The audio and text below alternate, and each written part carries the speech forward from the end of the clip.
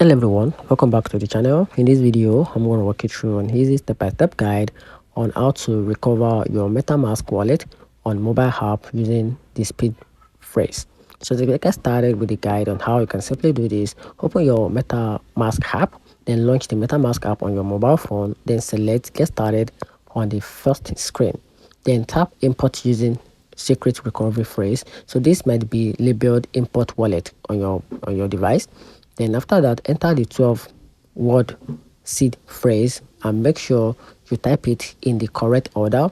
Then separate words with a single space and all in lower case.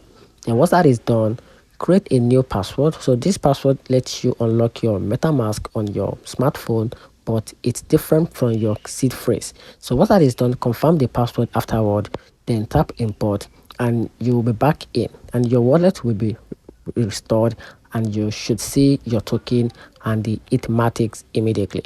And that's how you can simply recover your MetaMask wallet on mobile app using your seed phrase. And that's it. Find the video helpful. If you did, turn on the notification button and subscribe for more. Thanks.